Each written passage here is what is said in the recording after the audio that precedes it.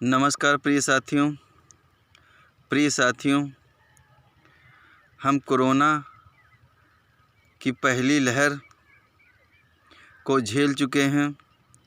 अब दूसरी लहर आ चुकी है और कहीं कहीं पर तीसरी लहर की बात हो रही है।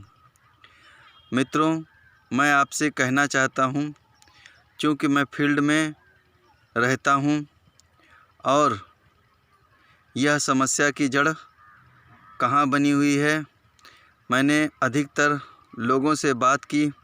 चूँकि अपने देश में अधिकतर लोग भाग्यवादी ज़्यादा हैं और वह लोग ही इस प्रकार का वार्तालाप करते हैं कि मौत आनी है तो आएगी, बीमारी आनी है तो आएगी, और लापरवाही बरतते हैं और संक्रमण की चपेट में आ रहे हैं। मित्रों, वैसे तो सामान्य तौर पर भी घर में किसी को संक्रमण की बीमारी हो तो उसका भोजन, उसका बिस्तर और उसके कपड़े इत्यादि अलग कर देना चाहिए, क्योंकि आज के समय में इनकी मान्यता बहुत कम लोगों ने कर दी है।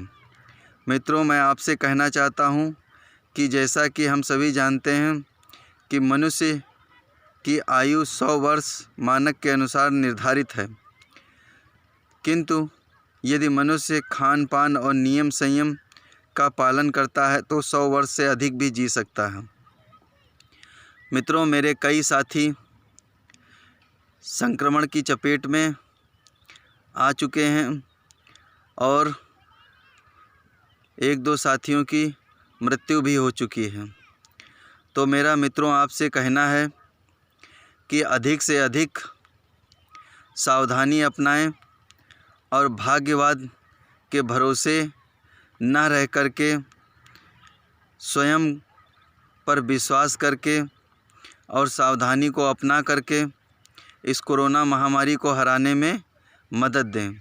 और कोरोना महामारी से घबराने की कोई ज़रूरत नहीं है, बल्कि हम लोगों को इससे संघर्ष करने की ज़रूरत है।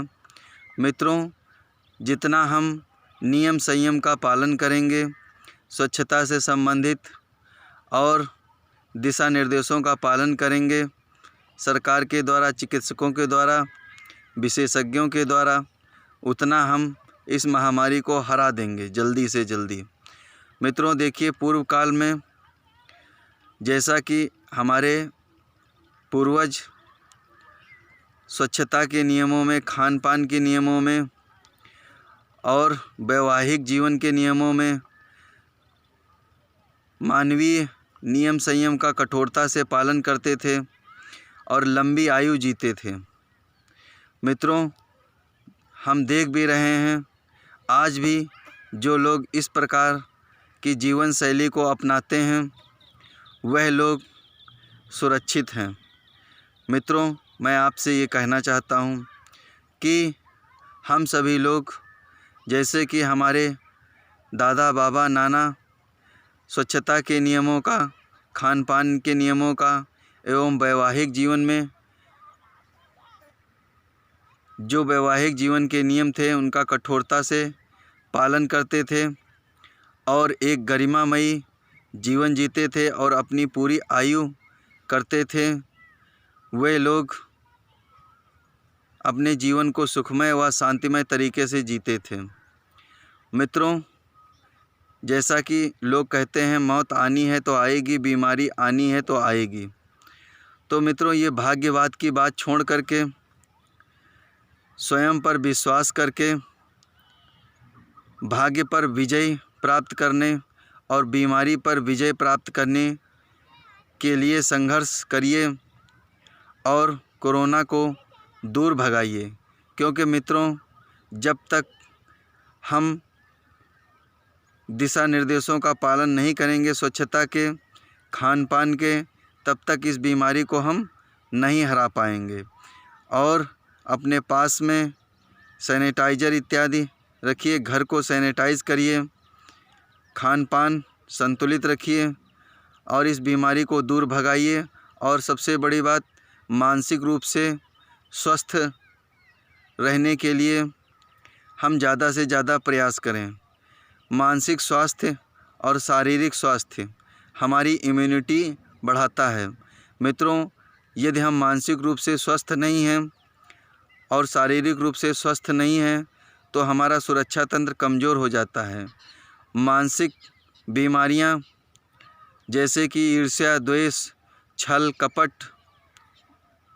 दुर्व्यवहार, ये सब हमारे मस्तिष्क को बीमार करते हैं और हमारे शरीर का सुरक्षा तंत्र कमज़ोर होता है। इसलिए मित्रों, मेरा आपसे कहना है कि मस्तिष्क को पूरी तरीके से स्वस्थ रखिए और अपनी क्षमता, आयु के अनुसार कार्य करिए, आयु के अनुसार व्यवहार करिए और शरीर को स्वस्थ रखने के लिए अच्छा खान पान, प्राणायाम, व्यायाम और ब्रह्मचर्य का पालन करिए। वैवाहिक जीवन हमारा परिवार और अपने वंश को चलाने के लिए होता है, ना कि भोग विलास करने के लिए होता है। आज के समय में तो बहुत ही विकृत अवधारणाएं लोगों ने बना ली हैं, जिसके कारण नाना प्रकार की समस्याओं का लोगों के वैवाहिक जीवन में बहुत बड़ा प्रभाव पड़ता है और युवक व युवतियां ऐसे मार्ग पर लिप्त हैं, उसे मैं कह नहीं सकता हूं। मित्रों, ये सब बड़ी ही महत्वपूर्ण बातें हैं और सभी युवक युवतियां एक जैसे नहीं होते हैं, किंतु बहुतायत में युवक व युवतियां आधुनिकता के जाल में फंस कर के दिग्भ्रमित हैं। मेरा ऐसे युवक व युवतियों से निवेदन है कि कृपया आप लोग भी मानव जीवन के क्रम को समझें और इसका संवेदनशीलता से अनुपालन करें। इसी के साथ मैं अपनी वाणी को विराम देना चाहता हूँ। धन्यवाद मित्रों।